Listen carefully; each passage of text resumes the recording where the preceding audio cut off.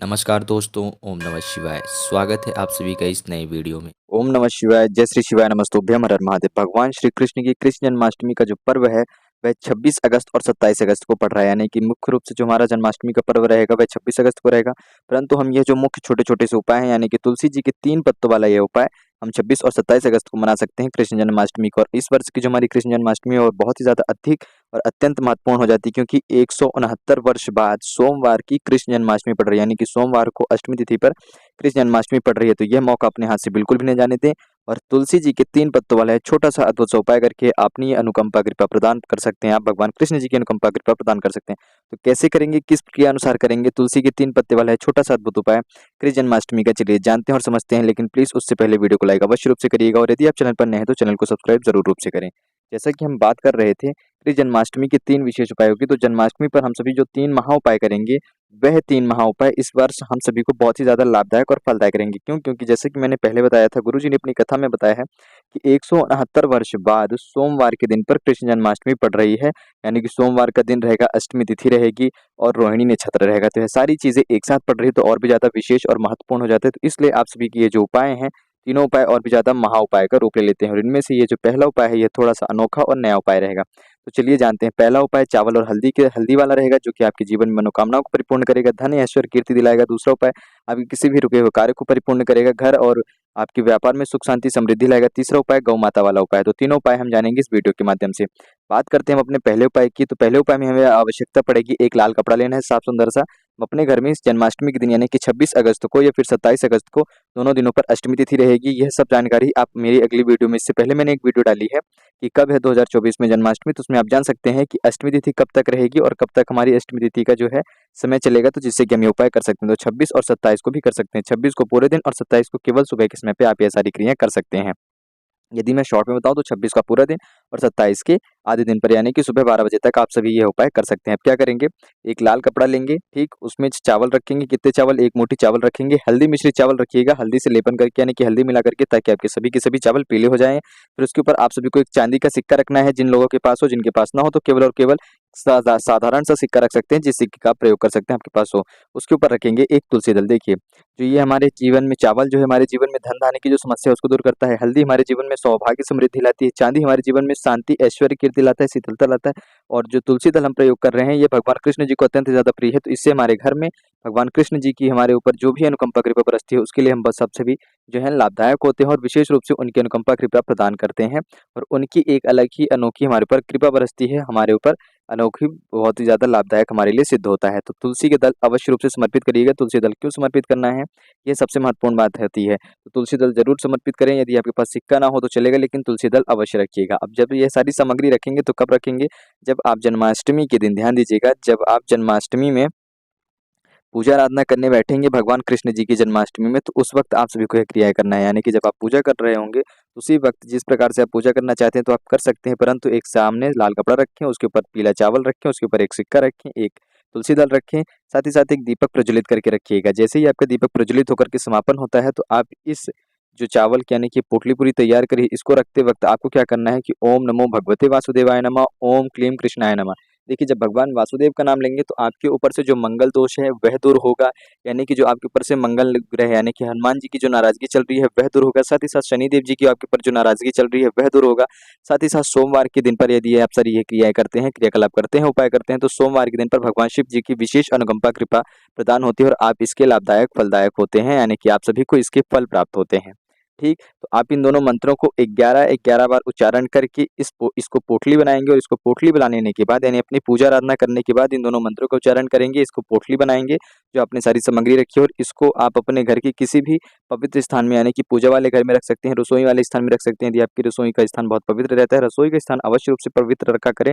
कभी भी वहाँ पर संध्या के समय में, रात्रि के समय में जब आप सोने जाएँ तो जूठे बर्तन और झाड़ू वगैरह पे, यानी कि अपनी रसोई घर को है ना, जो आप पूरा साफ करके रखा करें जब भी आप रात्रि के समय में विश्राम करने के लिए जाएँ। रसोई कभी भी गंदी ना रखें, क्योंकि रसोई ही प्रत्येक घर की लक्ष्मी होती है और रसोई में सबसे ज़्यादा अधिक रूप से माता लक्ष्मी जी का वास होता है। जिस घर की रसोई गंदी रहती है वहाँ पर माता लक्ष्मी कभी भी वास नहीं करती हैं। और जब आप ये पूजा आराधना करेंगे तो जन्माष्टमी के दिन अपनी जो रसोई है उसको तो बिल्कुल ही साफ रखिए, गंदी बिल्कुल मत करिएगा। तो आप रसोई घर में रख सकते हैं, धन वाले स्थान पर रख सकते हैं, अलमारी में रख सकते हैं, या फिर आप दुकान वगैरह चलाते हैं, व्यापार करते हैं तो आप गल्ले के स्थान पे रख सकते हैं। तो इन स्थानों पे आप सभी को ये पोटली रख देनी है ताकि आपके घर में धन धान्य की कृपा बनी रहे, अष्टलक्ष्मी जी की अनुकंपा कृपा बनी रहे, सुख शांति समृद्धि रहे, ऐश्वर्य कीर्ति रहे, सारी जो आप सभी के अंदर जो नकारात्मक शक्तियाँ हैं वह दूर हो और सभी सकारात्मक शक्तियाँ आपके अंदर प्रवेश करें। यानी कि जैसे कि हमने चावल समर्पित करा धन के लिए, हल्दी समर्पित करा है सौभाग्य के लिए, ऐश्वर्य कीर्ति के लिए, दुर्भाग्य दूर हो और सौभाग्य में की प्राप्ति हो। चांदी का सिक्का समर्पित करा है अपने जीवन में शीतलता और शांति के लिए। हमने जो तुलसी दल समर्पित करा है भगवान कृष्ण जी को प्रसन्न करने के लिए ताकि उनकी विशेष अनुकंपा कृपा हम सभी प्रदान कर सके। तो यह सारी सामग्रियां आप सभी समर्पित करके पोटली बना करके रख देना उचित स्थान पर। यहाँ पर हमारा पहला उपाय समाप्त होता है। बात करते हैं अपने अगले और दूसरे उपाय की। तो दूसरा उपाय हमारा 3 तुलसी के पत्तों वाला है। क्या करेंगे, जिन लोगों के पास चावल का प्रबंध ना हो पा रहा हो अधिक मात्रा में या फिर उनके पास सिक्के का प्रबंध नहीं हो पा रहा है, तो वो लोग क्या करेंगे, 3 तुलसी के दल लेंगे। पूजा करते वक्त में ही आप सभी को उपाय करना है अष्टमी तिथि के दिन, ठीक संध्या समय पे भी कर सकते हैं, सुबह भी कर सकते हैं। तो 3 तुलसी दल लीजिएगा, उन तीनों तुलसी दल में एक-एक टिक्की लगाएंगे हल्दी की। वो जो टिक्की लगाएंगे वही 1 चुटकी हल्दी लेना है, उसी में से टिक्की लगाना है, बची हुई शेष हल्दी आपको इस जल के पात्र में डाल देनी है। ध्यान दीजिए क्या करेंगे, सबसे पहले ऐसा समझिए कि 3 तुलसी दल लिया, 1 चुटकी हल्दी ली, 1 लोटा शुद्ध जल ले लिया, ठीक। अब इसी हल्दी में से यानी कि जो आपके पास ये हल्दी है, इस हल्दी से 3 बिंदियाँ लगाएंगे तीनों पत्तियों में, एक-एक भगवान कृष्ण जी का नाम लेते हुए ओम नमो भगवते वासुदेवाय नमः, ओम कृष्णाय नमः, ठीक। ये इन दोनों में से कोई सा भी एक नाम लेते हुए लगा दिया। बची हुई शेष हल्दी जो है अपने इस जल के पात्र में डाल करके रख दी है, रख दी। इसको ऐसा का ऐसा ही रख के रहने दें कृष्ण जी के समक्ष और अपनी पूजा आराधना कर लें, भजन कीर्तन कर लें। यानी कि इसको जब तक आपकी पूजा आराधना चलेगी, भजन कीर्तन चलेगा, आपका यज्ञ हवन चलेगा, तब तक इसे रखा रहने दें। जैसे ही ये सारी क्रियाकलाप समाप्त होती हैं, आप भगवान के पास उठते हैं, तो इसको उठाएंगे। सबसे पहले क्या करेंगे कि एक आपको अपने घर में किसी भी पवित्र स्थान में, पूजा वाले स्थान में रखा रहने देना है पहला तुलसी दल, ठीक। या फिर आप इसको अपने व्यापार या गल्ले वाले स्थान में भी रख सकते हैं, धन वाले स्थान में ले जाकर के रख सकते हैं, किसी भी लाल कपड़े में या पीले कपड़े में लपेट करके। दूसरा तुलसी दल आपको लेकर के जाना है, तो आप अपने घर में, रसोई घर में रखेंगे जहाँ पर माता लक्ष्मी जी का विशेष रूप से वास होता है और सभी नकारात्मक शक्तियों की दूर होने के लिए आप उनसे प्रार्थना याचना करेंगे और माता लक्ष्मी जी से प्रार्थना याचना करेंगे, अष्टलक्ष्मी से प्रार्थना याचना करेंगे कि आपके घर में प्रवेश करें। तीसरा तुलसी दल रखेंगे आप अपने बच्चों के लिए, जहाँ पर भी आपके बच्चे बैठ करके पढ़ाई करते हों, यानी कि आपके बच्चों का जो भी रूम हो, जिस भी रूम में वो रहते हैं, जिस भी बच्चे का, यदि आपके कई बच्चे हैं, यानी कि आपके 2 बच्चे हैं या फिर आपके 3 बच्चे हैं, तो आपको लगता हो कि मेरा यह जो पुत्र है या फिर मेरी यह पुत्री है, ये पढ़ने में सबसे ज़्यादा कमज़ोर है, इसे असफलता का सबसे ज़्यादा मुख देखना पड़ रहा है, तो आप उसके कमरे में लेकर के जाएँगे और इस तीसरे तुलसी दल को रख देंगे उसके पढ़ाई वाले स्थान पर या फिर उसी की पुस्तकालय वाले स्थान पर, जहाँ पर उसकी किताबें वगैरह रखी रहती हैं। उसका नाम और गोत्र बोल करके भगवान कृष्ण जी से प्रार्थना याचना करते हुए कि उसके ऊपर विशेष अनुकंपा कृपा बनाए, माता सरस्वती जी की अनुकंपा कृपा हो, भगवान कृष्ण जी की अनुकंपा कृपा हो, उसे बुद्धि, ज्ञानवान और विनय की प्राप्ति हो, इस प्रकार से प्रार्थना याचना करते हुए। और बचा हुआ जो आपके पास ये जल है, इस जल के पात्र में आप क्या करेंगे, जो आपने हल्दी मिलाई है, इस जल के पात्र को आपको डेली छिड़काव करना है, जितना भी चले उस जल को डेली सुबह शाम जब भी आप पूजा आराधना करने, उससे पहले, इस पूजा आराधना करने के पहले और पूजा आराधना करने के बाद, या तो आप चाहें तो अपने घर के सभी स्थानों में जल छिड़काव करें। जब सुबह पूजा आराधना करें, दोपहर में करें और जब शाम को करें, तो हर वक्त इसका छिड़काव करें। इस जल को शेष करके रखें, डेली आप कर सकते हैं जब तक ये जल न समाप्त हो। इससे क्या होगा कि आपके घर की सभी जो नकारात्मक शक्तियाँ हैं, जो बुरी शक्तियाँ हैं, वह दूर होंगी। आपके घर में कभी भी नकारात्मक शक्तियाँ प्रवेश नहीं करेंगी और हर प्रकार से आपके घर में सकारात्मक शक्तियों का प्रभाव बना रहेगा, जिससे कि घर में सुख शांति समृद्धि ऐश्वर्य कीर्ति बनी रहेगी और भगवान कृष्ण जी की विशेष अनुकंपा कृपा आप पर रहेगी।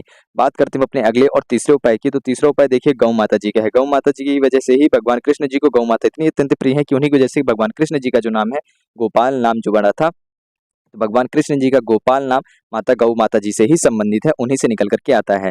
तो इस दिन हम क्या करेंगे कि यदि हमारे को ऐसा लगता है, यदि हमारे जीवन में लगता है कि यदि शनि दोष है, सोम दोष है, किसी ग्रह का नक्षत्र का दोष है, या कोई ना कोई हमारे ऊपर सर्प दोष है, किसी न किसी व्यक्ति की हमारे ऊपर बुरी शक्तियां करा रखी हैं, यदि फिर हमारे ऊपर बहुत ज़्यादा धन की समस्या रहती है, कर्ज की समस्या रहती है, फिर हम कितना भी प्रयास कर लें, कितनी भी मेहनत कर लें, हमारे पास धन आता है, टिकता नहीं है, धन खर्च हो जाता है, कितना भी धन आए हमारे पास, वह कहीं न कहीं से चला जाता है, खर्च हो जाता है, या फिर हम किसी भी कार्य को करने चलते हैं तो हमसे कहीं न कहीं, किसी न किसी ना चाहते हुए भी हमसे कोई ना कोई गलती हो जाती है। तो हम सभी क्या करेंगे कि गाय को, यानी गौ माता जी को प्रणाम करेंगे अष्टमी तिथि के दिन सुबह, शाम, ठीक। फिर एक रोटी लेंगे, उस रोटी में आपको क्या करना है कि एक गुड़ का टुकड़ा, यानी कि 1 से 2 गुड़ का टुकड़ा रखेंगे, ठीक। जब भी आपके घर में रोटी बने, सुबह के समय पे, दोपहर के समय पे और शाम के समय पे, जब नाश्ता हो, जब दोपहर का भोजन हो और जब संध्या का भोजन बने, तो उस वक्त जो आपकी पहली रोटी रहेगी, उस पहली रोटी को निकालना है, उसमें गुड़ रखना है और गौ माता जी को ले जा करके आपको उसे प्रसाद के रूप में उन्हें अर्पण करना है। पास से जाइएगा, अपने हाथों से खिलाइएगा। जिस व्यक्ति को भी लगता है कि मेरे साथ बहुत ज़्यादा दुर्भाग्य चल रहा है, सौभाग्य की प्राप्ति नहीं हो पा रही है, मैं कितना भी परिश्रम कर लूँ, कितनी भी कोशिश कर लूँ, कुछ ना कुछ दुर्भाग्य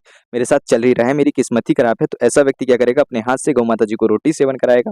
उसके बाद गौ माता जी को प्रणाम करेगा। यदि गौ माता जी को दूध देती हैं, साथ ही साथ उनका एक बछड़ा है ठीक फिर वह चाहे बछड़ा हो या बछड़ी हो, यानी कि कह सकते हैं फीमेल हो या मेल हो जो उनका बछड़ा, तो हम उस बछड़ा के यानी कि जो गौ माता जी छोटे रूप में रहेंगी, बाल रूप में रहेंगी, जैसा कि भी आप यहाँ पर चित्र में देख रहे हो, हमें उनके भी पाँव पड़ने हैं और उनको भी एक छोटी-सी रोटी गुड़ के साथ अर्पण करनी है और हो सके तो हरा चारा ज़रूर खिलाइएगा। इससे आपकी जो नकारात्मक शक्ति है, जो आपका जो बैड टाइम है, जो बैड लक है, वह दूर होगा और आपके साथ-साथ गुड लक चलना प्रारंभ हो जाएगा। तो यह छोटी-सी क्रिया थी, छोटी-सी विधि थी जो गौ माता जी को ज़रूर करिएगा सुबह, शाम, दोपहर में। 26 अगस्त को भी कर सकते हैं और 27 अगस्त को, क्योंकि दोनों दिन आपकी जो है अष्टमी तिथि रहेगी और रोहिणी नक्षत्र भी रहेगा। तो इन सभी क्रियाओं को ज़रूर करिएगा। बहुत ही छोटे-छोटे दुर्लभ से उपाय थे जो कि बहुत ही सरल और बहुत ही सहज रूप से बताए गए हैं। देखिए, इसमें सबसे विशेष ये है कि आप पहला दूसरा उपाय नहीं कर पा रहे हैं, परंतु जो तीसरा उपाय है, इस उपाय को सभी लोग कर सकते हैं। तो सभी लोग इस तीसरे उपाय को ज़रूर रूप से करें। आप सभी की विशेष अनुकंपा होगी भगवान कृष्ण के ऊपर। आप भगवान कृष्ण जी की आप सभी के ऊपर विशेष अनुकंपा कृपा बरसेगी। आप सभी को इस उपाय का अवश्य रूप से लाभ होगा। तो आप सभी की भी हर मनोकामना परिपूर्ण हो सकती है।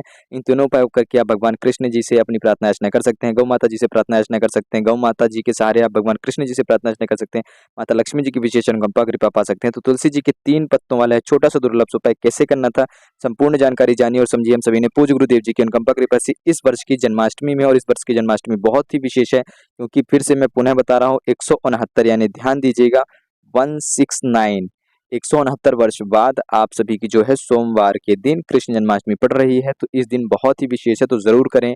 आप सभी के ऊपर भगवान शिव और भगवान भी कृष्ण जी की विशेष कृपा होगी। सभी को जन्माष्टमी की हार्दिक शुभकामनाएं। जय श्री कृष्ण, राधे राधे, ओम नमः शिवाय, जय श्री शिवाय, नमस्तुभ्यम।